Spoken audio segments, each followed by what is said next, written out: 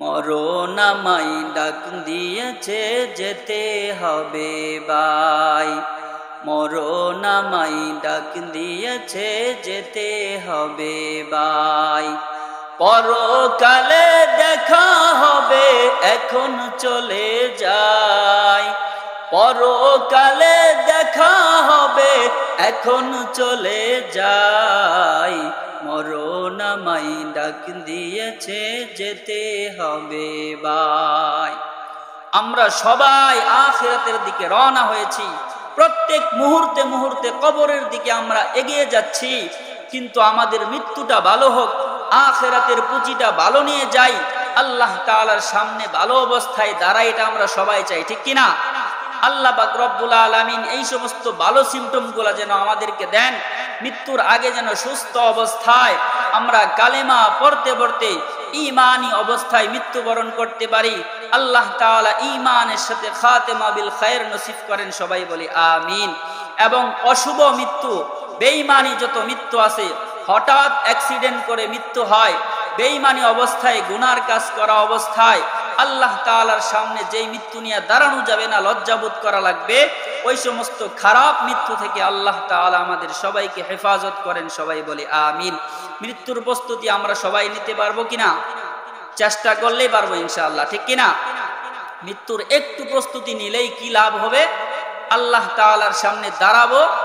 হাদিসে পয়গম্বর আলাইহিস সালাতু ওয়াস সালাম বলেন, জান্নাতে যাওয়ার আমাদেরকে সহজ অনেক টেকনিক টিপস আমাদেরকে দিয়ে দিয়েছেন।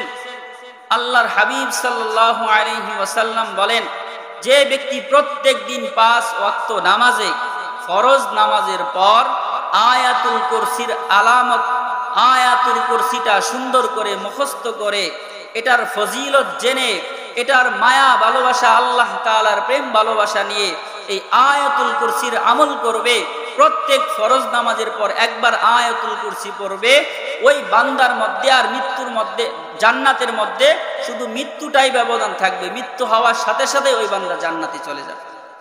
আমরা তো নামাজই পড়ি না, আয়াতুল কুরসি কখন পড়বো, ঠিক কিনা?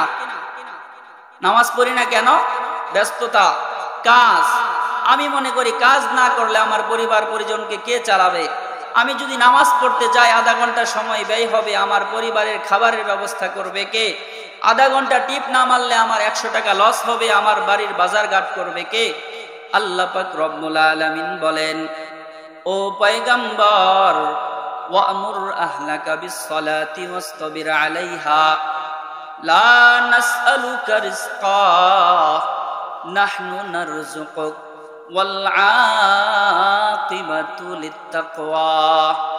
আল্লাহ পাক রব্বুল আলামিন বলেন, ও পয়গম্বর আমার, ওয়ামুর আহলাকা বিসসালাতি ওয়াসতাবির আলাইহা, আপনার ঘরে যারা আছে, আপনার পরিবার পরিজন যারা আছে, এদেরকে নামাজের আদেশ দেন, নামাজের তালিম দেন।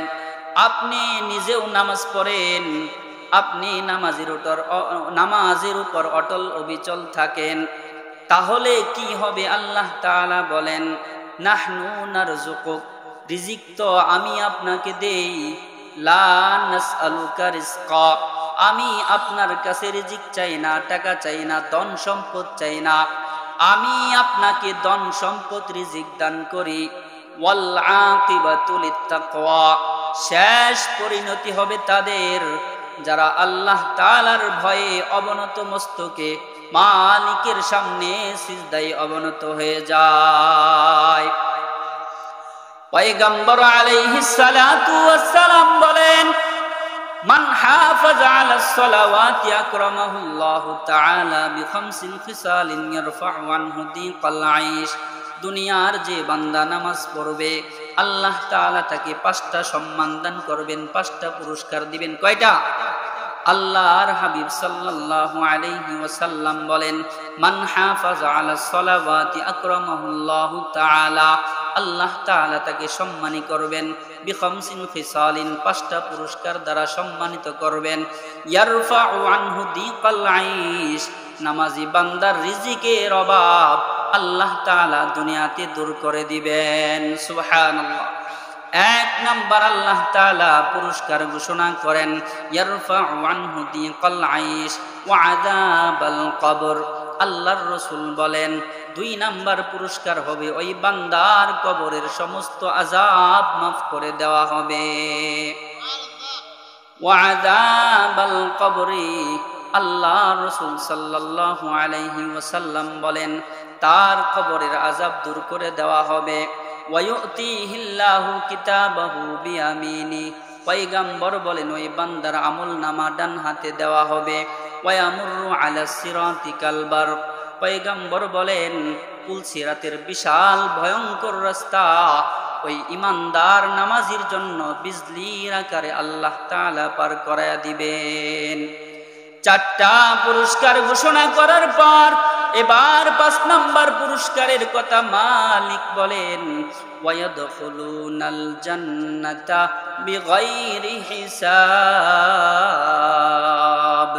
পয়গম্বর আলাইহিস সালাতু ওয়াস সালাম বলেন নামাজি বান্দাকে 5 নাম্বার পুরস্কার আল্লাহ তাআলা দিবেন কোনো প্রকার হিসাব ছাড়া, বিনা হিসাবে ওই বান্দাকে জান্নাতের সার্টিফিকেট দিয়া দিবেন। সুবহানাল্লাহ, সবাই আস্তে বলি সুবহানাল্লাহ। এজন্য সবাই আমি 2টা বিষয় আলোচনা করছি সংক্ষেপে। 1 নাম্বার সব সময় মৃত্যুর কথা স্মরণ করব, মৃত্যুর জন্য প্রস্তুতি নিব। 2 নাম্বার 5 ওয়াক্ত নামাজ পড়ব। সবাই রাজি আছি ইনশাআল্লাহ? আল্লাহ তাআলা এই 2টা আমল আমাদের সবাইকে আমৃত্যু মজবুতির সাথে করার তৌফিক দান করেন। সবাই বলেন আমিন। কয়দিন করব আমরা? কয়দিন? আল্লাহ তাআলা বলেন ওয়া'বুদ রাব্বাকা হাত্তা ইয়াতিয়াকাল ইয়াকিন, মৃত্যু আসার আগ পর্যন্ত আল্লাহ তাআলার গোলামি করতে হবে। কতদিন পর্যন্ত? মৃত্যু আসার আগ পর্যন্ত আল্লাহ তাআলার গোলামি করতে হবে। আল্লাহ তাআলা আমাদের সবাইকে আমৃত্যু গোলামি করার তৌফিক দান করেন। সবাই বলে আমিন। 3 নাম্বার আরেকটা আমলের কথা বলবো। আমরা দুনিয়াতে যদি আমরা হেদায়েতের পথে টিকতে চাই, হেদায়েতের পথে অটল অবিচল থাকতে চাই, দুনিয়াতে যদি গুনাহ মুক্ত জীবন পরিবেশ পরিচালনা করতে চাই, দুনিয়াতে যদি আমি শান্তি এবং গুনাহ অন্যায় বর্বরতাকে বর্জন করে ভালো জীবন যাপন করতে চাই, তাহলে সবচেয়ে বড় মাধ্যম হচ্ছে কোরআন আর সুন্নাহ। কোরআন আর হাদিসকে যদি আমরা আঁকড়িয়ে ধরি, এই 2টাকে আঁকড়ে ধরার পর দুনিয়াতে আমাকে ভালো রাখার, ভালোভাবে চলার, ভালো থাকার, ঈমান নিয়ে অটল এবং আমৃত্যু অবিচল থাকার বড় মাধ্যম হচ্ছে হক্কানি উলামা একরাম, পীর মাশায়েখ, সমাজের যারা ভালো মানুষ, নেককার মানুষ, আলেম উলামাদের সাথে সম্পর্ক রাখা। রাজি আছি আমরা সবাই? যদি মানুষ, নামাজি মানুষ, সমাজের মধ্যে যারা অনেস্ট, যারা দিনদার, নামাজি, হালাল পথে চলে, সে গরিব হোক, দেখতে কালো হোক, ছোট বংশের হোক, উলামা একরাম, ইমাম, মুয়াজ্জিন, এদের সাথে যদি কোনো মানুষের সম্পর্ক থাকে, এই ব্যক্তির দিন মানা যত সহজ হবে, দিনের পথে চলা যত সহজ হবে, শয়তান তাকে টান দিয়া কখনোই গুমরাহি পথে সহজে নিতে পারবে না। এজন্য আমরা সবাই এই সমাজের সাথে উঠা বসা করতে, এদেরকে ভালোবাসতে, এই মসজিদ মাদ্রাসার সাথে সম্পর্ক রাখতে রাজি আছি আমরা সবাই? আল্লাহ তাআলা আমাদের সবাইকে তৌফিক দান করেন। সবাই বলেন আমিন। আর একটা আমলের কথা বলবো, সেই আমলটা হচ্ছে দুনিয়াতে আমরা যতদিন বেঁচে থাকবো, যদি আমরা তাদেরকে পাই, আল্লাহ তাআলা বলেছেন যদি একজনকে বৃদ্ধ অবস্থায় পাও অথবা যদি 2 জনকে পাও, এদের খেদমত করবা, ভালোভাবে মনে রাখবা। আল্লাহ তাআলা বলেন আমার শুকরিয়া আদায় করার পর দুনিয়ার জমিনে যে যাই করুক, আমি আল্লাহর ইবাদতের পরেই বড় ইবাদতের জায়গা হচ্ছে মা বাবার খেদমত করা। সাহাবী পয়গম্বর আলাইহিস সালাতু ওয়াস সালামকে বলে ও পয়গম্বর, মান হাফাজা মান আহাক্কুন নাস বিহুসনি সুহবাতি। সাহাবী বলেন দুনিয়ার জমিনে আমার ভালো আচরণ করার সবচেয়ে হকদার কে? পয়গম্বর আলাইহিস সালাতু ওয়াস সালাম বলেন উম্মিকা, তোমার মা। এবার পয়গম্বরকে আবার জিজ্ঞাসা করে সুম্মা মান, তারপরে কে? তারপরে পয়গম্বর আবার বলে উম্মুকা। আবার জিজ্ঞাসা করে সুম্মা মান, তারপরে কে? এবার পয়গম্বর আবার বলেন সুম্মা উম্মুকা। আবার জিজ্ঞাসা করে ও পয়গম্বর সুম্মা মান, তারপরে আমার সবচেয়ে খেদমতের হকদার কে? এবার পয়গম্বর চতুর্থবার বলেন সুম্মা আবুকা। পয়গম্বর আলাইহিস সালাতু ওয়াস সালামকে জিজ্ঞাসা করে, ও পয়গম্বর, দুনিয়াতে ভালো আচরণ পাওয়ার সবচেয়ে হকদার কে? পয়গম্বর বলেন তোমার মা। বলে তারপর কে? বলে তোমার মা। বলে তারপর কে? বলে তোমার মা। এবার পয়গম্বরকে জিজ্ঞাসা করে পয়গম্বর চতুর্থবার বলেন তারপরে কে? এবার বলেন তোমার বাবা। তিনবার মার কথা বলে বাবার কথা কেন বললেন? বাবাকে ছোট করার জন্য, খাটো করার জন্য, সম্মান কমানোর জন্য নয়। মুফাসসিরিন ইকরাম বলেন মা তিনটা এমন বিশেষ কষ্ট করে, বাবাও কষ্ট করে, মাও কষ্ট করে। সন্তানের জন্য বাবারও অনেক ত্যাগ আছে, মায়েরও অনেক ত্যাগ আছে, কিন্তু মায়ের এমন বিশেষ তিনটা ত্যাগ আছে যে তিনটা ত্যাগ শুধু মার আছে, বাবার নাই। এক নাম্বার ত্যাগ হচ্ছে মা সন্তানকে 8 মাস 9 মাস 10 মাস গর্ভে ধারণ করেছে, সেটা বাবা করে নাই। এই 10 মাস গর্ভে ধারণ করার পর মা কত রাত না ঘুমিয়ে কাটিয়েছে, না খেয়ে কাটিয়েছে, কত মাকে কষ্ট দিয়েছে।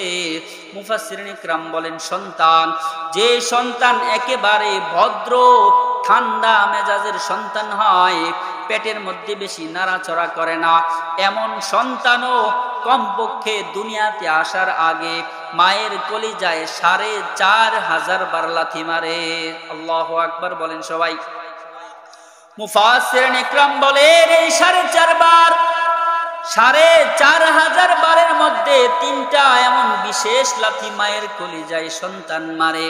মায়ের পেটের যে আকৃতিটা থাকে, সন্তানটা যখন এই আকৃতির চাইতে বড় হয়ে যায়, মায়ের সন্তানের পাউটা মায়ের কলিজার সঙ্গে লেগে যায়, সন্তানটা আস্তে আস্তে বড় হতে থাকে, সন্তানের পাটা আস্তে আস্তে একটু বড় হয়, মায়ের কলিজার মধ্যে আস্তে আস্তে ঠেকতে থাকে, কলিজার মধ্যে আস্তে আস্তে কলিজাটা উপরের দিকে উঠতে থাকে।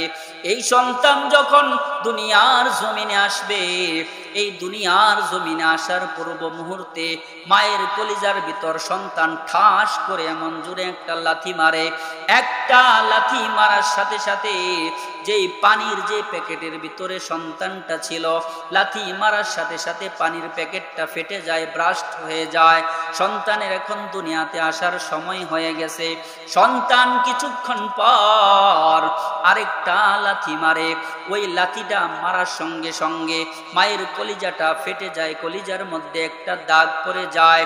মুফাসসিরিন ইকরাম বলেন যেই মা দুনিয়ার জমিনে যেই কয়েকটা সন্তান প্রসব করেছে, ওই মায়ের কলিজার ভিতরে ততগুলা দাগ আজীবন রয়ে গেছে।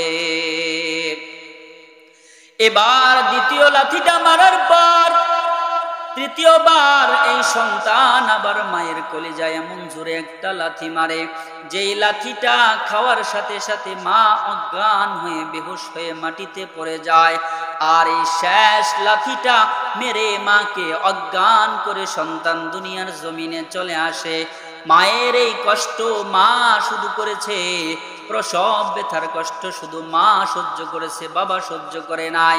মুফাসসিরিন ইকরাম বলেন এই বিশেষ 3টা কষ্ট মা করার কারণে আল্লাহ তাআলা মাকে এত সম্মানী বানাইছেন। ওই কষ্ট অবস্থায় যদি মা মারা যায়, আল্লাহর রাস্তায় বদরে উহুদে যুদ্ধের ময়দানে গিয়া শাহাদাত বরণ করলে যেই সওয়াব পাওয়া যাইত, মাকে আল্লাহ তাআলা সেই শাহাদাতের মর্যাদা দান করে দেয়। মা কেন এত দামি জানে না সকলে, বাবা কেন এত দামি জানে না সকলে, জানতো যদি দেখতো খুলে কোরআন হাদিস পড়ে, একটি হাতের সওয়াব মিলে মাকে একবার দেখিলে, মা কেন এত দামি জানে না সকলে, জানতো যদি দেখতো খুলে কোরআন হাদিস পড়ে। ঠিক কিনা? মায়ের সম্মান আল্লাহ তাআলা দিয়েছেন, ঠিক কিনা? এজন্য মা বাবা দুনিয়াতে বাইসা থাকতে মা বাবাকে না খাওয়ায়া, মা বাবার খেদমত না কইরা, মা বাবাকে গোয়াল ঘরে রাইখা বাবার জন্য গরু ছাগল নিয়ে যায়, তাহলে দুনিয়াও শেষ আখিরাতও শেষ। আবার বাবার কথা শুনলে আপনি কষ্ট পায়েন না, বাবারাও গান দিয়ে বাইসে আসে নাই। আমাদের এই দেশ, বিশেষ করে ভারত উপমহাদেশ, আমাদের এই দেশ আবাদ করেছেন পীর মাশায়েখ ওলিয়া উলিয়ারা। এই দেশে কোন স্মার্ট হুজুর আমাদের মতো দাওরা হাদিস পাস মাওলানা মুফতি সাহেবরা এই দেশে ইসলাম কায়েম করে নাই। এই দেশে শাহজালাল, শাহ পরান, শাহ মাকতুব এই সমস্ত বুজুর্গরা এই দেশের মধ্যে আইসা, খাজা মঈনুদ্দিন চিশতি আজমিরির মতো ব্যক্তিরা এই দেশে দ্বীনের কাজ করেছে, কালেমার দাওয়াত দিয়েছে, যাদের মেহনতের বদৌলতে এই দেশ আবাদ হয়েছে, মানুষ ইসলাম পেয়েছে, ঈমান পেয়েছে, মুসলমান হয়েছে। এগুলো সব হিন্দুদের দেশ ছিল, হাজার হাজার লক্ষ লক্ষ কোটি মানুষ সব হিন্দু ছিল, কোনো মুসলমান ছিল না। এই সমস্ত আল্লাহর বুজুর্গরা আয়েশা, আল্লাহর মহান বড় বড় ব্যক্তিরা আয়েশা এই দেশকে আবাদ করেছে, এই দেশ তাদের মাধ্যমে আবাদী হয়েছে। কিন্তু আজকে একদল মানুষ পীরের কথা শুনলেই কষ্ট পায়, আবার আরেক দলের মানুষ আছে পীরের কথা শুনলে দুনিয়া আখিরাত, নামাজ রোজা হজ যাকাত মা বাবার খেদমত সব বাদ দিয়া, সব লাথি মাইরা ফালায়া বাবার জন্য গরু নিয়ে দৌড়ায়, ঠিক কিনা? এই কথা মনে রাখবেন। বন্ড পীরের কথা বললেই যদি আপনি খেইপা যান, তার মানে আপনি সার্টিফিকেট দিচ্ছেন আপনার পীর বন্ড, মানে আপনি দলিল দিচ্ছেন যে আপনার পীর বন্ড। আমি তো বলি নাই আপনার পীর বন্ড। তাহলে যারা চরমনের মুরিদ তারা কেন খেপে না? যারা সারসিনার মুরিদ, যারা উজানির মুরিদ, যারা ফুরফুরার মুরিদ তারা কেন খেপে না? পীর মাশায়েখের অনেক দরকার। একজন সাধারণ মানুষের জন্য সে একজন পীরের কাছে যাবে, সে বায়াত হবে, একজন হক্কানি আলেমের সোহবতে থাকবে, একজন হক্কানি পীর মাশায়েখের মাতাতে তার জীবনটা পরিচালনা করবে। এটা বিরাট একটা দামি রাস্তা এবং এটা বিরাট একটা দামি লাইন। কিন্তু এই লাইনটাকে আমরা নিজেদের স্বার্থের কারণে আমরা বাড়াবাড়ি কইরা, কিছু পেট পূজারী বন্ড পীরের কারণে সমস্ত পীরদের বদনাম, সবাই এখন এই রাস্তাটাকে খারাপ মনে করে, ঠিক কিনা? এটা আসলেই একটা বিরাট দামি রাস্তা। এটা এমন একটা পাকাপোক্তা রাস্তা, যদি কোনো মানুষ হক্কানি একজন পীরের সোহবতে থাকে, তার দুনিয়াতেও যেমন আল্লাহ তাআলাকে চিনা, আল্লাহর হাবিবের পথে চইলা দুনিয়াও যেমন সুন্দরভাবে পরিচালনা করা সহজ হবে, তার আখিরাতও সহজ হবে। তবে অবশ্যই পীর দিনদার হতে হবে, মুত্তাকি হতে হবে, আলেম হতে হবে, সুন্নাহর পুরাপুরি পাবন্দি হতে হবে, তাহাজ্জুদ গুজার হতে হবে, নেককার হতে হবে। ক্লিন শেপ করা স্মার্ট কোন পীর হতে পারবে না, ঠিক কিনা? আল্লাহ তাআলা আমাদের সবাইকে বুঝে শুনে উলামায়ে কেরামের সোহবতে হক্কানি আলেমদের দরবারে যাতায়াত করার তৌফিক দান করেন। সবাই বলি আমিন। আল্লাহ সুবহানাহু ওয়া তাআলা আমাদের সবাইকে কবুল করেন। সবাই বলি আমিন। বলছিলাম যে আমাদের যে আমলের কথা বলতেছিলাম, যতদিন মা বাবা বেঁচে আছে, আমার সাধ্য অনুযায়ী যার 10 টাকা দেওয়ার সামর্থ্য আছে সে 10 টাকা দিবে, যার 2 টাকা দেওয়ার সামর্থ্য আছে 2 টাকা দিবে, যার কমলা আপেল কিনা খাওয়ানোর সামর্থ্য আছে কমলা আপেল কিনা খাওয়াবে। আপনার যদি 5 টাকা দামের একটা টুস কিনা খাওয়ানোর সামর্থ্য থাকে 5 টাকা দামের একটা টুস কিনা খাওয়াবেন। এটা মনে রাখবেন, আপনি 7 লাখ টাকা খরচ করে গেলে আপনার হজ কবুল হতেও পারে, নাও হতে পারে। 5 টাকা দামের একটা টুস খায়া যদি শুধু আপনার মা একবার বলে, আল্লাহ আমি আমার এই সন্তানের প্রতি খুশি, কসম আল্লাহর, আল্লাহি আল্লাহ তাআলার কসম খেয়ে বললাম, 7 লাখ টাকার হজের চাইতে 5 টাকার টুস দুনিয়াতে এবং আখিরাতে আপনাকে বেশি সম্মান দান করবেন। সুবহানাল্লাহ। কবি বলেছেন, যদি কোনো মানুষ মা বাবার খেদমত করে, তার দুনিয়াতে যতদিন বেঁচে থাকবে তার রিজিকের অভাব কোনোদিন হবে না, কোথাও সে বেইজ্জতি হবে না। কোনো মা বাবা যদি সন্তানের প্রতি একবার শুধু বলে যায় নামাজের মধ্যে দাঁড়ায়, আল্লাহ আমার সন্তান রিক্সা চালায়, ভ্যান চালায়, আমার সন্তানের সামর্থ্য নাই, গরিব সন্তান, ভালো করে সংসারটা চালাইতে পারে না, তার স্ত্রী সন্তান সহ তার ভরণ পোষণের দায়িত্ব অনেক বেশি, তারপরেও আমার সঙ্গে খারাপ আচরণ করে না, আমার সন্তান যা পায় সামর্থ্য অনুযায়ী আমার খোঁজ খবর নেওয়ার চেষ্টা করে, আমি গরিব মালিক, আমার সন্তানকে আমি তেমন কিছু দিয়ে যেতে পারলাম না, আমি ওয়ারিসের বড় মালিক, আমার সন্তানকে বানায়া যাইতে পারলাম না, তোমার কাছে সুপর্দ করে গেলাম মালিক, আমি চলে যাওয়ার পর আমার সন্তানের প্রতি আমি খুশি, তুমি তার জিম্মাদারি নাও। মুফাসসিরিন ইকরাম বলেন, মা যদি এই দোয়া একবার করে নেয় তাহলে এই সন্তান যতদিন দুনিয়াতে থাকবে, সে মূর্খ হোক আর শিক্ষিত হোক, যেই বর্ণেরই হোক কেন, আল্লাহ তাআলা তাকে সম্মানের সাথে মাটির উপর বাঁচায় রাখবে। এটা আল্লাহর ওয়াদা। আমরা সবাই আমাদের আব্বা আম্মা যাদের বেঁচে আছে, আজীবন ছোট থাকলে, বিশেষ করে বিয়ে করার আগ পর্যন্ত সন্তানরা মা বাবার জন্য জীবন দেয়া দেয়, একেবারে শহীদ হয়ে যায়। কিন্তু যখন এই চুলোলা পীর বাড়িতে আসে, এই পীর সারাদিন তেল পরা, পানি পরা, কান পরা দিতে দিতে দিতে দিতে যেই সন্তান মার জন্য জীবন দেয়া দেয়, এই সন্তান মা বাবাকে লাথি মেরা বাড়ি থেকে বের করে দেয়। এরকম হতভাগা শয়তান সন্তান আছে না নাই? আল্লাহ তাআলা আমাদের সবাইকে হেফাজত করেন, সবাই বলি আমিন। আল্লাহর কাছে দোয়া করব যে আমাদের স্ত্রীগুলা যেন আমাদের আব্বা আম্মার খেদমতের সহযোগী হয়, তারা যেন আমার অবর্তমানে আমি বাড়িতে না থাকলে আমার মা বাবার খেদমতটা আমি যেভাবে করতাম, সে যেন তাকে শাশুড়ি না মনে করে, মা মনে করে সেভাবে করে। আল্লাহ তাআলা কবুল করেন, সবাই বলি আমিন। এজন্য আমরা আজীবন আব্বা আম্মার খেদমত করব। যাদের আব্বা আম্মা বেঁচে নাই তাদের খেদমত কিভাবে করব? তাদেরও তো খেদমত করতে হবে। তাদের সঙ্গেও যদি বেয়াদবি করে থাকি, খেদমত না করে থাকি, ভুল করে থাকি, তাদের খেদমতের অনেক পন্থা আছে। বিশেষ পন্থা হচ্ছে আমরা তাদের কথা যখনই স্মরণ হবে তখনই তাদের জন্য সদকা করব। যখনই তাদের জন্য স্মরণ হবে তখনই আল্লাহর রাস্তায় মসজিদ মাদ্রাসায় আয়েশা 10টা টাকা, এই যে হাফেজ জাহাঙ্গীর আমার বড় ভাই, একসাথে আমি এই মাদ্রাসায় পড়াশোনা করছি, ওনার মাধ্যমেই এই যে মালেক বাতিজা, এই যে পশ্চিম বাড়ির মালেকের মা, আমরা যখন পড়াশোনা করছি, এই যে ভাই মালেকের মাকে আমরা এমন বিরক্ত করছি, সন্ধ্যাবেলা অনেক সময় তিনি তরকারি আনছেন, ভাত রান্না করছেন, রান্না করে অন্য ঘরে গেছেন অথবা পাশের বাড়িতে গেছেন, আমরা সবাই মিলে আইসা তার ভাত তরকারি সব খেয়ে চলে গেছে, কোনোদিন আমাদেরকে একটা দমক দেয় না।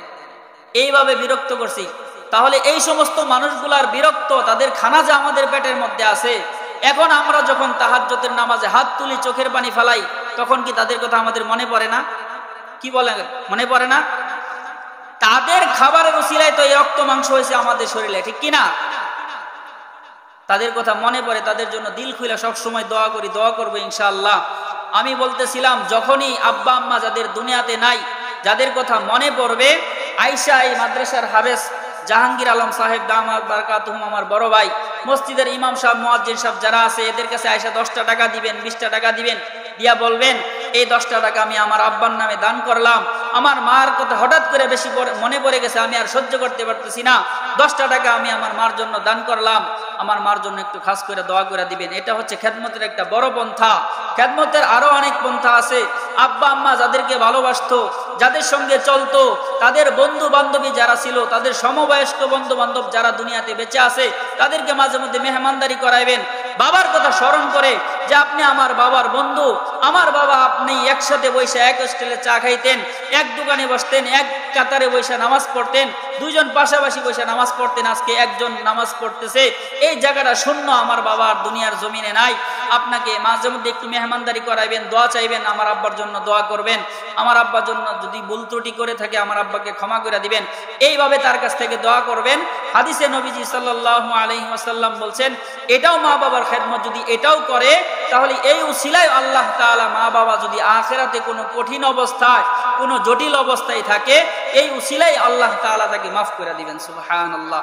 এজন্য আমরা আব্বা আম্মার খেদমত যারা বেঁচে আছে তাদের জন্যও করব, যারা বেঁচে নাই তাদের জন্য করব। রাজি আছি না সবাই ইনশাআল্লাহ? আল্লাহ তাআলা আমাদের সবাইকে তৌফিক দান করেন, সবাই বলি আমিন। আর একটা কথা বলবো, পর্দার আড়ালের মা বোন যারা আছে তাদের ব্যাপারে বিশেষ একটা কথা বলবো, যে তারা মা বাবার পরে স্বামীর খেদমত করবে। দুনিয়াতে মানুষের জান্নাতে যাওয়ার দুইটা প্রধান গেট। সমস্ত সন্তান, সমস্ত পুরুষদের জান্নাতে যাওয়ার প্রধান গেট হচ্ছে মা বাবা। ক্বালান নবিয়্যু সাল্লাল্লাহু আলাইহি ওয়াসাল্লাম, আল জান্নাতু তাহতা কদামিল উম্মাহাত। পয়গম্বর আলাইহিস সালাতু ওয়াস সালাম বলেন, এ বান্দা, জান্নাত তুমি কোথায় খুঁজো? নবীজি সাল্লাল্লাহু আলাইহি ওয়াসাল্লাম বলেন, জান্নাত হচ্ছে নিশ্চয়ই, জান্নাত হচ্ছে মা বাবার পায়ের নিচে সন্তানের জন্য জান্নাত। দুনিয়ার সমস্ত পুরুষ সন্তানের জন্য জান্নাত কোথায়? পুরুষদের জন্য যেমন মা বাবাকে বাদ দিয়া অন্য কোনো ইবাদত বন্দিগি করে জান্নাতে যাওয়ার সহজ কোনো রাস্তা নাই, মহিলাদের জন্য স্বামীর খেদমত করা সারা দুনিয়াতে আর জান্নাতে যাওয়ার কোনো রাস্তা নাই। আল্লাহর পরে নফল ইবাদত করার ক্ষেত্রে মুহাদ্দিসিনে কেরাম বলেন, স্ত্রী যদি জাল চড়াইছে, সেই চুলার উপরে সে দুধ জাল দিচ্ছে, ডাউল রান্না করতেছে, এমন জিনিস রান্না করতেছে উতলায় পড়ে যাওয়ার সম্ভাবনা আছে, নষ্ট হয়ে যাওয়ার সম্ভাবনা আছে, নফল রোজা রাখছে, এই অবস্থায় যদি স্বামী তাকে ডাক দেয়, সব ফেলে দিয়ে স্বামীর ডাকে তাকে সাড়া দিতে হবে। এটা আল্লাহ তাআলার ফরজ বিধান। আল্লাহর হুকুম মানার পর মা বোনদের জন্য সবচেয়ে বড় ইবাদত কি? স্বামীর খেদমত করা। আল্লাহর ফরজ ইবাদত মানার পর সবচেয়ে বড় ইবাদত হচ্ছে মহিলাদের জন্য স্বামীর খেদমত করা। আল্লাহ রসুল বলেছেন যে স্বামীর কাছে মহিলা সবচেয়ে সাজুগুজু করে, সবচেয়ে সুন্দর অঙ্গভঙ্গিমায়, সবচেয়ে সুন্দর বেস্ট হাসিটা স্বামীর জন্য রিজার্ভ করে রাখবে। কিন্তু মা বাবা আজকে আমাদের মা বোনদের কি অবস্থা হলো, যে এরা সবচেয়ে ভালো কাপড়টা বাইরে গেলে পড়তে রাজি, সবচেয়ে ভালো হাসিটা মার্কেটে গিয়ে দিতে রাজি, সবচেয়ে ভালো কাজটা বাইরে গিয়ে করতে রাজি। স্বামীকে দেখলে মনে হয় আওয়ামী লীগ আর বিএনপি দুই দলের মানুষ আসছে, বলে যে এটা মরেও না পথ ছাড়ে না, এরা দেখলেই মনে করে তার সূত্র আসছে, তারে দেখলেই মাথাটা ঘুরা যায়, তার মুখটা কালো হয়ে যায়, সে বাড়িতে এমন ফকিনির মতো ছিঁড়া কাপড় চোপড় বইরা থাকে। এই মহিলাটাই 5 মিনিট পরে আপনি একটু খালি তারে ঘুরায় ঘুরায় বলেন যে চলে মার্কেটে যাই, তখন এই কাপড় পরে সে আর মার্কেটে যাইতে পারে। আল্লাহ রসুল সাল্লাল্লাহু আলাইহি ওয়াসাল্লাম বলেন, নেককার স্ত্রীর বড় একটা গুণ, তার বড় একটা বৈশিষ্ট্য হচ্ছে এটা যে স্বামী তার দিকে তাকাবে, তার আচরণ, তার অঙ্গভঙ্গি, তার মুখের হাসি, তার স্টাইল দিয়া সে এমন ভাবে স্বামীর দিকে আসবে, স্বামীর দিকে তাকাবে, স্বামীকে সে তার আচরণ দিয়ে স্বামীকে সাথে সাথে খুশি করে দিবে। স্বামী বাহির থেকে কাজ করে আসছে, মেজাজটা গরম, ঝগড়া করে আসছে, মেজাজটা গরম, মার্কেট করে আসছে, মেজাজটা গরম, অফিস করে আসছে, মেজাজটা গরম, ঘরে আসার সাথে সাথে স্ত্রী তার সঙ্গে এমন সুন্দর একটা আচরণ করছে, এক গ্লাস পানি এমন ভাবে তার সামনে নিয়ে আসছে, দেই খাই, তার স্বামীর সমস্ত রাগ ঠান্ডা হয়ে গেছে, মেজাজটা নরম হয়ে গেছে। এটা হচ্ছে নেককার স্ত্রীর বড় একটা বৈশিষ্ট্য। কিন্তু আজকে আমাদের মা বোনদের কি অবস্থা, যেখানে আল্লাহ তাআলার ইবাদতের পরে জান্নাতে যাওয়ার আর কোনো দরজা খোলা নাই তাদের জন্য, তারা মশারিটা পর্যন্ত টানাইতে রাজি না। রাত্রের বেলায় ওয়াজ শুই না, স্বামী বাড়িতে যায়, বলে তুমি তো ওয়াজ শুই না আসছো, খাবার টেবিলের উপরে আছে, খাইলে খাও, না খাইলে না খায় ঘুমাও, খাইলে ওখান থেকে বাইরে খাও। অথচ নবীজি সাল্লাল্লাহু আলাইহি ওয়াসাল্লাম বলেন, আমার আগে আপনাদের এলাকার সন্তান মাওলানা ইলিয়াস সাহেব বলছিলেন, আল্লাহর কাছে পর্যন্ত দোয়া করছে, আল্লাহ যখন কেউ কাউকে চিনবে না তখনও যেন আমি আমার খাদিজাকে বলে না যাই। এই স্ত্রীর জন্য সে কিভাবে দোয়া করবে যে স্ত্রী একদিন বাট্টা বাইরা দেয় নাই? এই তো মরলেই বাসে যে এই মরদ, এর দিয়ে আমি কি করবো, এই তো আমার বাট্টাও বাইরা দেয় না, জান্নাতে তো আমার আল্লাহ তাআলা বড় বড় হুর গেলমান দিবে, ঠিক কিনা? এ তো আমার মশারিটাও টানায় দেয় না, এর জন্য কি দোয়া করবে? এজন্য আমরা দোয়া করি আল্লাহ তাআলা যেন আমাদের মা বোন স্ত্রীদেরকে নেককার বানায় দেন, সবাই বলি আমিন। এজন্য মা বোনদেরকে আমি একেবারে হাতে পায়ে হাত জোর করে অনুরোধ করে বলবো যে আপনি দুনিয়ার সব কিছুর পাশাপাশি আল্লাহর যত ইবাদত, মা বোনরা দেখবেন সারাদিন না খায়া রোজা রাখবে, নামাজ পড়বে, সব কিছু করতে রাজি, স্বামীর খেদমত করতে রাজি না। একটু মা বোনরা পর্দা যদি খালি করে আর স্বামীর খেদমত করে, তাদের সমস্ত আমলের চাইতে বড় আমল এই দুইটা বুঝি যদি তাদের থাকে, তাহলে আল্লাহ রাসূল সাল্লাল্লাহু আলাইহি ওয়াসাল্লাম বলেন, আল মারআতু সাল্লাত খামসাহা, 5 ওয়াক্ত নামাজ পড়বে, ওয়া সামাত শাহরাহা, রমজান মাসে রোজা রাখবে, ওয়া আহসানাত ফারজাহা, লজ্জাস্থানের হেফাজত করবে, ওয়া আতাআত বালাহা, স্বামীর খেদমত করবে। এই 4টা আমল যদি কোনো মহিলা করে, 1 নাম্বার যে মহিলা 5 ওয়াক্ত নামাজ পড়বে, 2 নাম্বার রমজান মাসে 1 মাস রোজা রাখবে, 3 নাম্বার যে মহিলা লজ্জাস্থানের হেফাজত করবে, 4 নাম্বার যে মহিলা স্বামীর খেদমত করবে, ফালতাদখুল মিন আইয়াবওয়াবিল জান্নাতি শাআত। পয়গম্বর আলাইহিস সালাতু ওয়াস সালাম বলেন, ওই মা বোনকে আল্লাহ তাআলা এমন সম্মান দান করবেন, জান্নাতের যে দরজা দিয়ে মনে চায় সেই দরজা দিয়ে মা জান্নাতে চলে যাবে, তাকে বাধা দেওয়া হবে না। এ ভাই, এ মা, দুনিয়ার জীবনটার কয়দিন একবার একটু হিসাব গুনে দেখেন। আপনাদের এলাকায় আমি কয়েক বছর আগে পড়াশোনা করেছি, আজকে শুনলাম অনেক মানুষ নাই। আপনার হিসাবটা একটু মিলান। আপনি কয়দিন আগে দুনিয়াতে আসছেন, আপনি আসার পর বাবা মা সহ পরিবারের কত মানুষ আপনাকে দেখা খুশি হয়েছে, আপনার মুখে মিষ্টি তুলে দিয়েছে। কয়েকদিন পর আপনাকে মুসলমানি করাইছে, এর কয়েকদিন পর ছেলে বিয়ে করার সময় হয়েছে, মেয়েকে বিয়ে দেওয়ার সময় হয়ে গেছে। ছেলেটাকে সুন্দর করে সাজাইয়া, মেয়েটাকে সুন্দর করে লাল টুকটুকে বেনারসি শাড়ি দিয়া সাজাইয়া, স্ত্রী বানাইয়া, স্বামী বানাইয়া ঘরের ভিতর ঢুকাইয়া দিছে। অনেক মা লাল শাড়ি পইরা ঢুকছে, সাদা শাড়ি পইরা বাইর হইয়া কবরের মধ্যে আসছে, কবরের কোনো চিহ্নও নাই, খবর নাই, ঠিক কিনা? এ ভাই, আপনি যখন আসছে আপনার মুছ হয় নাই, দাড়ি হয় নাই, কিছু হয় নাই। কয়েকদিন পর কি সুন্দর আপনার দাড়ি মুছগুলা হইল, আস্তে আস্তে এগুলা পেকে যাচ্ছে, সিমটম বাড়তেছে, মালিক সিগন্যাল দিচ্ছে, প্রস্তুত হয়ে যাও, তোমার সময় কিন্তু শেষ। ক্ষণে ক্ষণে কবরের দিকে আগায়া যাচ্ছ। এইভাবে আস্তে আস্তে কবরের দিকে আগায়া গেলাম। চোখের সামনে একসাথে পড়াশোনা করলাম, এমন অনেক বন্ধু কবরে চলে গেছে। এক মসজিদে নামাজ পড়ছি, এমন অনেক মুসল্লি চলে গেছে। এক মাঠে ঈদের নামাজ পড়েছি, এমন অনেক মুসল্লি দুনিয়ার জমিনে নাই। এক সমাজে বসবাস করলাম, এমন অনেক মহিলা, অনেক পুরুষ দুনিয়ার জমিনে নাই। তুমি আর আমি থাকবো, বৃদ্ধ হয়ে লাঠি বর দিয়ে হাঁটবো, শেষ বয়সে তওবা করে নিব, এটাও কিন্তু সম্ভব নয়। পয়গম্বর আলাইহিস সালাতু ওয়াস সালাম বলেন, কোন মানুষ যদি ভালো অবস্থায় মৃত্যুবরণ করতে পারে, ওই বান্দার দুনিয়ার জীবনটাও যেমন সুখী হলো, মৃত্যুর পরটাও তার কেমন সুখী হবে। এই বান্দাকে যখন কবরের মধ্যে রেখে দেওয়া হবে, জিজ্ঞাসা করা হবে, মার রব্বুকা, তোমার রব কে? যে বান্দা দুনিয়ার জমিনে রবের হুকুম অনুযায়ী জীবন পরিচালনা করেছে, আল্লাহর বিধান অনুযায়ী জীবন পরিচালনা করেছে, ওই বান্দা হাসতে হাসতে বলে দিবে, রব্বু আল্লাহ, রব্বি আল্লাহ, আমার রব আল্লাহ, আমার রব আল্লাহ। আমি যেই মালিকের জন্য অবনত মস্তকে সিজদায় কাটিয়ে দিয়েছি জীবন, ঠান্ডা পানি দিয়ে ওযু করে যেই মালিকের জন্য আমি সিজদা দিয়েছি, তিনি আমার রব। এবার বান্দাকে জিজ্ঞাসা করবে, তোমার ধর্ম কি? বলো, কোন দিনের অনুসরণ তুমি করলা?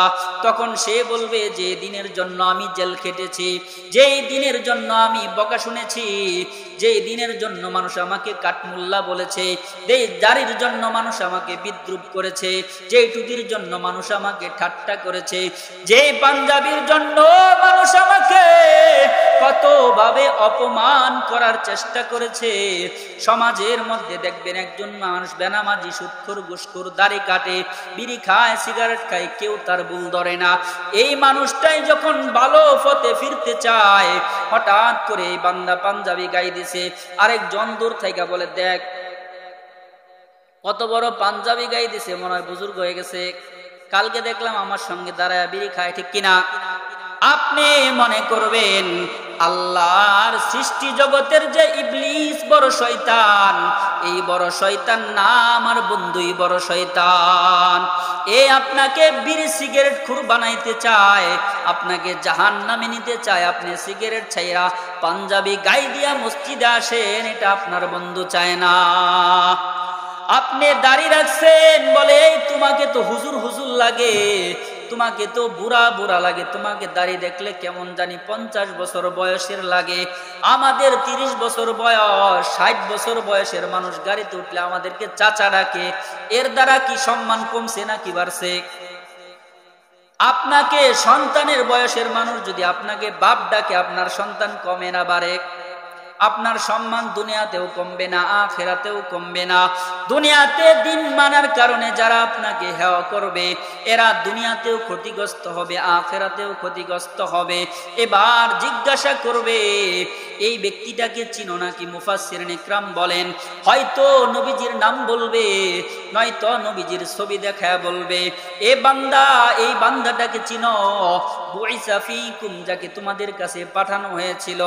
এই বান্দা যদি পয়গম্বরের সুন্নাত মেনে থাকে, এই বান্দা যদি পয়গম্বরের অনুসরণ করে থাকে, বলবে হা হা কেন চিনব না, ইনি তো আমার নবী, ইনি তো শেষ নবী, ইনি তো রহমাতাল লিল আলামিন নবী জনাবে মুহাম্মাদুর রাসূলুল্লাহ সাল্লাল্লাহু আলাইহি ওয়াসাল্লাম। এবার আল্লাহ পাক রব্বুল আলামিন বলবেন ফাফরিশুহু মিনাল জান্নাহ ওয়া আলবিসুহু মিনাল জান্নাহ, এই বান্দাকে কবরের মধ্যে আরামের ব্যবস্থা করে দাও, জান্নাতের গেটের দিক থেকে এই বান্দার গেট খুলে দাও।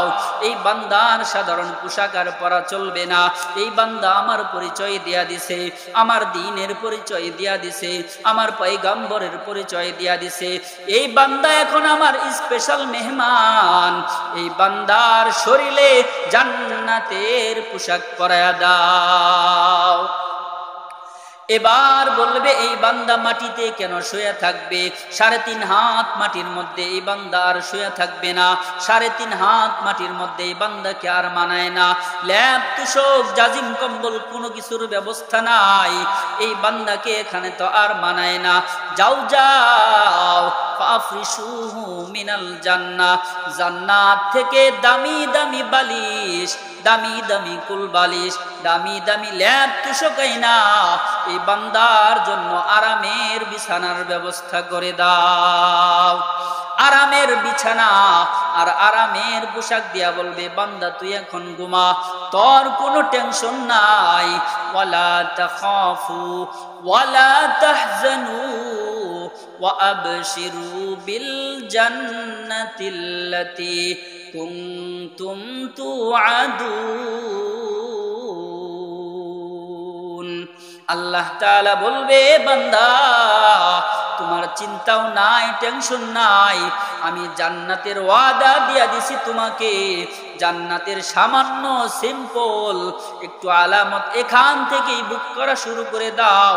কিছুদিন পর কিয়ামতের ময়দানে হিসাব হওয়ার পর চিরস্থায়ী জান্নাতে চলে যাইবা। এজন্য জীবনটাকে যতদিন আমরা আছি একটু হিসাব নিকাশ করে চালাইতে রাজি আছি আমরা সবাই। আমাদের জীবন দেখা মনে হয় না যে আমাদের জীবনটা এক জায়গায় বাঁধা, আমাদের পিছনে লাগাম টান দিয়া আল্লাহ তাআলা ধরে রাখছেন। কিয়ামতের ময়দানে বান্দা যখন আল্লাহ তাআলার সম্মুখীন হবে, বান্দার আমলনামা যখন ডান হাতে বাম হাতে দেওয়া হবে, অনেক লম্বা আলোচনা, আমি খালি মূল কথাগুলো আপনাদেরকে বলে যাচ্ছি, সময় নাই। এই বান্দা, যে বান্দা ঠান্ডা পানি দিয়ে নামাজ পড়ছে, বান্দা বলবে ইন্নী জানান্তু আন্নী মুলাকিন হিসাবিয়া, ও মালিক আমার, আমি বিশ্বাস করতাম দুনিয়ার জীবনটাই শেষ না, হালাল হারাম না মাইনা গরু ছাগলের মতো চললেই আমার জীবনটা শেষ না, ঘর বাড়ি কইরা মানুষের জায়গা জমি দখল কইরা জীবন চালাইলেই শেষ না, ক্ষমতা পাইয়া জবরদখল কইরা মানুষের উপর অন্যায় অবিচার জুলুম করলে জীবনটা শেষ না। ইন্নী জানান্তু আন্নী মুলাকিন হিসাবিয়া, আমি বিশ্বাস করেছি একদিন এই কিয়ামতের ময়দানে আমাকে আসতে হবে, আর তুমি আল্লাহর সামনে আমাকে দাঁড়াতে হবে, ছাড় পাওয়া যাবে না। এই বান্দা বলবে এজন্যই বিশ্বাস করে এত কষ্ট করে দিন মানছি দুনিয়ার জমিনে।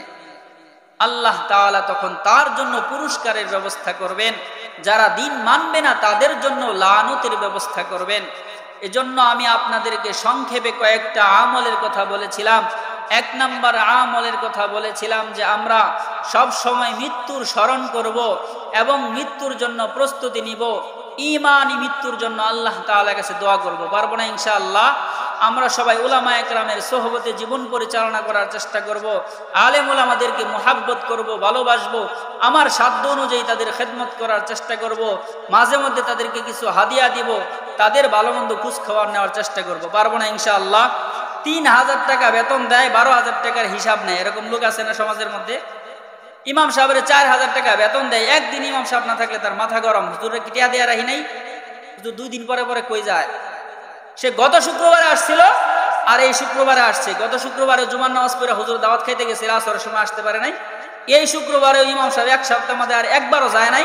এই শুক্রবারেও জুমার নামাজ পড়ে দূরে দাওয়াত খাইতে গেছে, অথবা হুজুরের শরীর খারাপ, বাড়িতে ঘুমাইছে, আসরের সময় আসতে পারে নাই সমস্যার কারণে। এখন এই ঘুষখোরের মাথা খারাপ হয়ে গেছে। গত শুক্রবারেও আসছে, হ্যাঁ, কিন্তু 1 সপ্তাহের মধ্যে আর মসজিদে আসে নাই। এখন যেদিন আই সেদিন নেই, হুজুরে নাই। হুজুর খালি প্রত্যেক দিন থাকে না, এই শালা কিন্তু 1 সপ্তাহের মধ্যে আর আসেই নাই। এরকম বাটপার আছে না নাই? এজন্য আলেম উলামাদের সাথে সম্পর্ক রাখবো। এই লোকগুলা কি কার্টুন? এগুলা কি রোবট? এদের কি হাজত নাই? এদেরকে প্রয়োজন নাই? একটা রিক্সাওয়ালা তো প্রত্যেক মাসে কামাই না করলেও 15-20 হাজার টাকা কামাই করে। একটা রিক্সাওয়ালা কামাই না করলেও 20,000 টাকা মাসে কামাই করে। আর একটা ইমাম সাহেবকে 4000 টাকা বেতন দেয়, তারপরে ওদের কত অবস্থা। হুজুরের বাড়তি কামাই আছে, মানে মানুষ মরলে দাওয়াত খাওয়ায়, হুজুরে 50 টাকা হাদিয়া দেয়, এটা বাড়তি কামাই হুজুর। আপনি একবার তাকায় দেখেন যে এই বাড়তি কামাই সহ এই বেতনটা আপনার দিলে আপনার কি অবস্থা হবে? আপনি কি একদিন খবর নিছেন হুজুর আজকে আপনার বাসায় কি রান্না হয়েছে, কি খাইছেন? এই যে জাহাঙ্গীর ভাই খবর নিছেন আপনারা কোনোদিন? এই মহল্লার মানুষদের ইমাম, আপনারা বলেন যে ইমাম মানে নেতা। নেতা তো নেতার মতোই হওয়া দরকার, ঠিক কিনা? নেতার ঘরে খাওয়ান নাই, নেতায় সূরা কিরাত বাদ দিয়ে খাওয়ার চিন্তা করে, নেতায় নামাজে দাঁড়ায় ঘরে চাউল নাই এই চিন্তা করে, তাহলে মুসল্লিরা যে পিছনে দাঁড়ায় রয়েছে এখন কি নামাজ হইব বলেন? এদের নামাজ হইব কিছু? এটা তো মুসল্লিরাই দায়ী। ইমাম সাহেবের মনটা যদি প্রশান্ত থাকতো, ইমাম সাহেবের গড়টা যদি জকজকা থাকতো, ইমাম সাহেবের ফ্যামিলিটা যদি চকচকা থাকতো, ইমাম সাহেবের যদি রিজিকের টেনশন না থাকতো, রান্নার টেনশন না থাকতো, কালেকশনের টেনশন না থাকতো, দুনিয়ার রিজিকের টাকা পয়সার অভাবের চিন্তাটা যদি ইমাম সাহেবের না থাকতো, তাহলে এখানে দাঁড়ায় ইমাম সাহেব মন লাগায় সূরা কিরাত পড়া আপনাদের জন্য আসমানে আল্লাহ তাআলার কাছে দোয়া করতে পারতো, ঠিক কিনা? এখন তো দোয়া করে বলে, আল্লাহ এমন জালেম কমিটির আওতায় আমি পড়ছি, 4 বছর ধরে বেতন বাড়ায় না। আয় আল্লাহ, এরা আমার 4000 টাকা বেতন দেয়, কোনো ছুটিও দেয় না। এরা আমার উপরে এইভাবে জুলুম করতেছি, সইতেও পারি না, কইতেও পারি না। হুজুর মানুষ, আমি যাই মুখই খাই মুখি, এদের জন্য এদের উপরে তেল মাইরা মাইরা এদেরকে ঠিক করে রাখি। আল্লাহ তুমি এদের উচিত বিচার করো। আল্লাহর কাছে এই কথা বলে না মনে মনে? এজন্য আপনারা কি তাদের খোঁজ খবর নিয়ে কি খাইছে না খাইছে, হুজুরের পকেটের অবস্থা কি খোঁজ খবর নিতে রাজি আছেন সবাই? এটা দিবেন, এটা আপনাদের ইমানি দায়িত্ব, মনে রাখবেন। দুনিয়াতে আপনার ইমানি পথে চলার সবচেয়ে বড় সহায়ক, দেখবেন আপনি নামাজ পড়েন না, ইমাম সাহেব ফজরের সময় নামাজ পড়া দোয়া কইরা বলে, এই মহল্লার সবাইকে আল্লাহ তুমি কবুল করো, এই মহল্লার সবাইকে হেদায়েত দান করো, দোয়া করে না? আপনি কিন্তু ঘুমাইতেছেন, ইমাম সাহেব ঠিক আপনার জন্য দোয়া করতেছে। আপনি এক ওয়াক্ত নামাজে আসেন না, ইমাম সাহেব ওই ওয়াক্তে নামাজে আপনার জন্য দোয়া করতেছে। আপনি 1 সপ্তাহ অসুস্থ হয়ে ঘরে পড়ে রয়েছেন, ইমাম সাহেব ওই অসুস্থ অবস্থায় আপনার জন্য সুস্থতার জন্য দোয়া করতেছে, করে না? এজন্য তার ভালো মন্দ খোঁজ খবর নেওয়ার দায়িত্ব ওই মহল্লার সবার, ঠিক কিনা? নেতা তখন নেতা হবে সব জায়গায় যখন নেতৃত্ব দেওয়ার জায়গা দিবেন। নেতাকে শুধু মিলাদ পড়ার দায়িত্ব দিচ্ছেন, নেতাকে শুধু জানাজা পড়ার দায়িত্ব দিচ্ছেন, নেতাকে শুধু খানা খাওয়ার দায়িত্ব দিচ্ছেন, নেতাকে শুধু আল্লাহুম্মা সাল্লি আলা করার দায়িত্ব দিচ্ছেন। চেয়ারের সময় ইমাম সাহেবকে দাঁড় করায় রেখে আপনি চেয়ারে পায়ের উপর পাও ধরে বসে থাকেন, হুজুরের মানুষই মনে করেন না। নেতা তো ওই বিচারের সময় নেতা হওয়া দরকার, একটা খানার মজলিসেও তো সে নেতা হওয়া দরকার, সব জায়গায় নেতা হওয়া দরকার, ঠিক কিনা? আল্লাহ তাআলা আমাদের সবাইকে সঠিক বুঝ দান করেন, সবাই বলেন আমিন। আমরা মাদের জন্য বিশেষ করে একেবারে সবার কাছে অনুরোধ করে, যেহেতু এই এলাকায় আমি পড়াশোনা করছি, আমার অনেক সমবয়সী অনেক আপারা আছেন যারা আমাদের সঙ্গে পড়াশোনা করছেন, এবং অনেক মহিলারা আমার পরিচিত আছে, এবং অনেকেই চিনে অনেকেই চিনে না। এই জন্য সবার কাছে বিশেষ অনুরোধ করে বলছি যে আমরা দুনিয়াটা যেভাবেই কাটাই, স্বামী আমার শিক্ষিত হোক মূর্খ হোক, যেভাবেই চলুক, স্বামীর খেদমত করতেই হবে। স্বামী হচ্ছে দুনিয়াতে আল্লাহ তাআলার পরে সবচেয়ে বড় নিয়ামত, সবচেয়ে বড় ইবাদত, সবচেয়ে বড় আল্লাহ তাআলার রহমত। আল্লাহ তাআলা আমাদের সবাইকে এই ইবাদতগুলা পাকাপোক্তভাবে আজীবন করার তৌফিক দান করেন, সবাই বলেন আমিন।